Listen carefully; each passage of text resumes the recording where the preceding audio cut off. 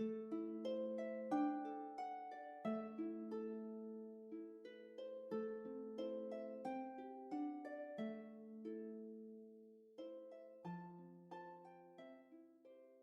and welcome to my podcast. If you've been here before, then welcome back, and if this is your first time here, then welcome. My name is Charlotte, and I live here in this camping car with my boyfriend and our 2 dogs. We're currently in Sardinia, and we are on a friend's farm, and we're staying here for the winter. I've had a few questions asking a little bit about how we ended up here in Sardinia and what we're doing here, and sort of van life questions and travel questions about what we're doing here and those kind of things. And so I just wanted to say, if you are interested in that, then do let me know in the comments, and maybe I can make a video about that, explaining why we're here and what we're doing here and how we ended up here and that kind of information. So let me know if you'll be interested in me making a little video about that. Okay, so let's have a look what I'm wearing. Today it's still very hot here in Sardinia. It's still around 30 degrees Celsius, which is about 86 Fahrenheit, I think, something like that. So yeah, it's still very warm, and I'm still wearing these kind of clothes. Not often knits either, because it's just too warm for knits. But yeah, today I just have this little crop top that I made when I first started knitting. It's just made from recycled cotton. I found a video on YouTube, I think, and I half followed the video, half kind of went with what I wanted to make, and it's not perfect, but I still like to wear it because for me nothing is perfect, so it's fine. And then on top I just have the beautiful pattern by Melanie Reinert, I think Reinert, something like that. And this is the leaf top, and I knit this as well at the start of my knitting journey, and I really love the pattern. It's so beautiful. I'm not super in love with the yarn that I used. I used just an organic cotton, and it's a bit dry feeling to the touch. I don't know if you know what I mean when the cotton, it can be a bit dry, and it's just a bit thick and dry. I think if I was to knit it again, I would use a bit of a thinner yarn, and maybe not cotton, maybe something, it's still a plant-based fiber, but something else, maybe like a silk mix or linen or bamboo, something like viscose with a bit more movement to it that feels a bit softer. And also, yeah, it's a bit big for me, the pattern. I think I would knit it in maybe like a fingering weight yarn or something, because maybe this is not a DK, but I'm pretty sure it was sold as a DK. So yeah, and the pattern I think calls for a DK weight. So yeah, it's just a bit large for me, and I think it would, if I prefer it a bit more like this. So yeah, I think if I was to knit it again, I would knit it in maybe a fingering weight yarn to make it a little bit smaller. But yeah, I still wear it. I still like it. I like the little pearl or shell buttons that I added. I think it's still pretty cute. So I have 2 finished objects to show you guys today. The first one is this is based on a free pattern, a free shawl pattern that is on Ravelry, and it's very simple, just yarn over increases down the center and along the garter edge. But I decided to add my own flair to the pattern, and this is what I did. I'll show you. So I decided to use sort of stockinette and moss stitch or seed stitch, I'm not sure the difference, stripes to create this kind of stripy texture. And then I knit the little leaf design through the center, and then carried on with the stripes in the pattern. And then I ran out of yarn, of course. And the yarn that I used for the main body is 2 cones. One cone is a knit Rennie cone in this beautiful red, and another cone is some other wool. It's all wool, I forgot to say. The whole thing is knit in wool, and it's basically, I have a lot of yarn left over from university. I studied weaving at university. Well, I studied textiles and specialised in weaving, and so I have a lot of cones of yarn that I dyed myself, that I have left over. And so sometimes I like to sort of dip into my weaving stash, my weaving yarn stash, for my knitting. Naughty, but sometimes I can't help it. And yeah, so I had this knit Rennie cone, and then I just had another cone that was sort of a orangey pink colour, and yeah, I have no idea like what it was. I just know it was wool. That's it, really. Because I didn't write anything in the cones. It was at university. It wasn't really necessary to know what it was, just that it was wool and the thickness. But yeah, anyway, so it created this beautiful colour, and I'm sort of calling this my autumn pumpkin shawl, because I feel like the colours are just so autumnal, sort of orangey, reddy colours. Yeah, I really love these colours. And anyway, yeah, so I ran out and I decided to add this border here. And for the border, all I did was, once I bound off, I picked up, I started this, you start this bit separately down here. I took inspiration from my previous shawl that I knit by Fibre Tales. So yeah, you knit this bottom bit and then you attach, and then you sort of work up one side and then work up the other side. And I just knit stockinette stitch, easy peasy, simple, just all the way up. And then when I got to the top, I just made some decreases to make it pointy, to keep going along the edge. And then, yeah, that's it really. I did run out of yarn again on the yellow part, as you can see here.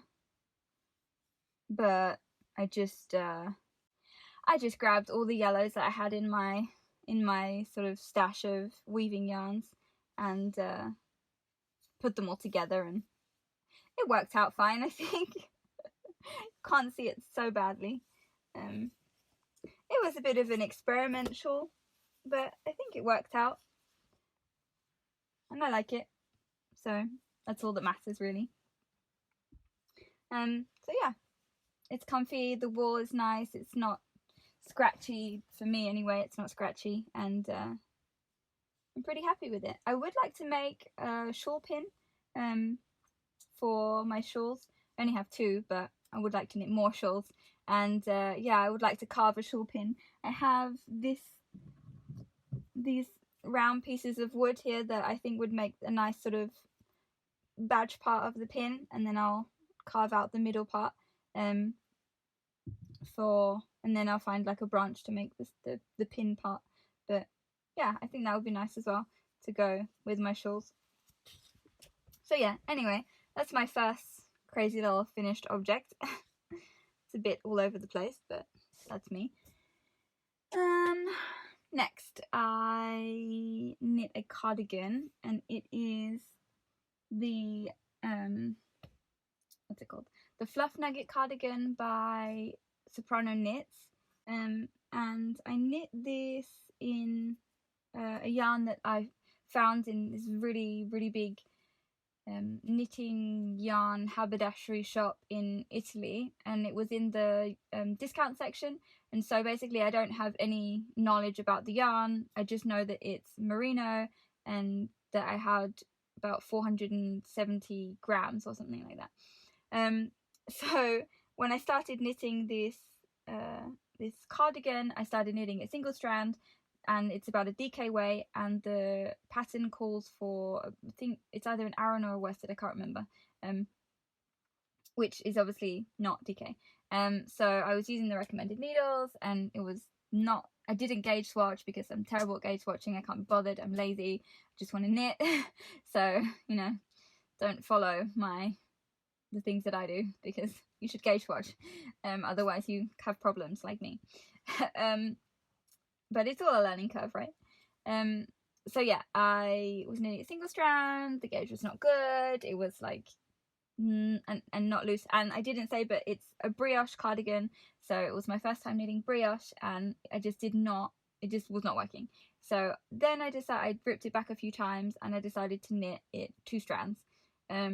So I knit it double stranded, and I did a bit of sort of research online to see if I would have enough yarn, and I thought I would have just enough. So I knit the body, I knit the neckband, and started knitting the sleeves, and realised that I would not probably have enough to finish a 4 sleeve. So I sort of knit as far as I could go, and then I stopped and I just hoped I could block it and stretch it a bit more. And it did block and stretch quite a bit, but not quite enough for the arms. But oh well.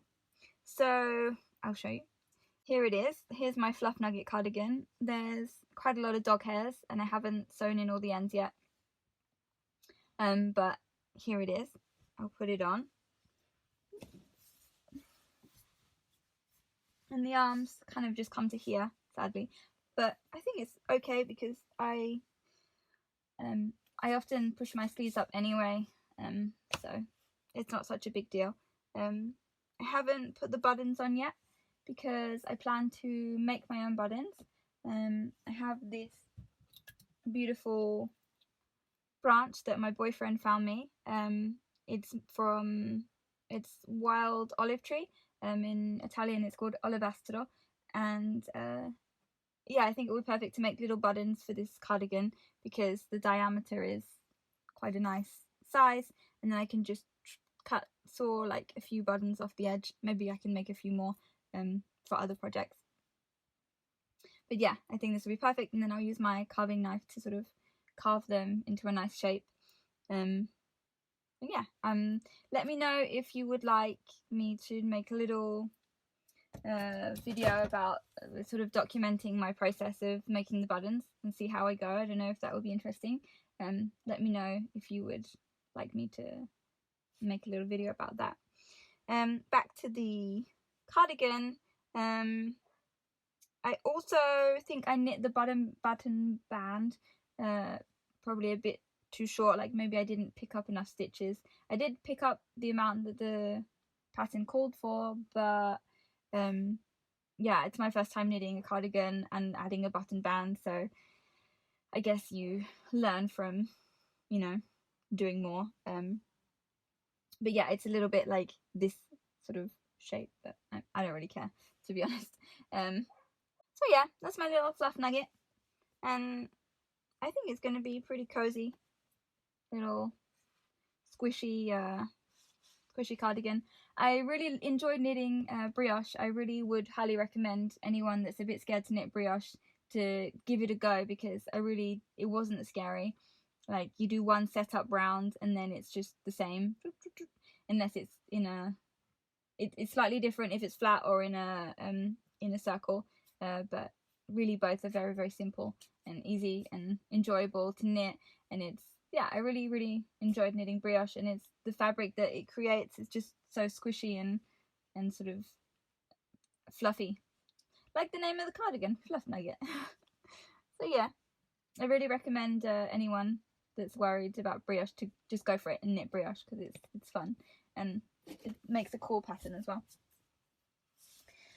Okay.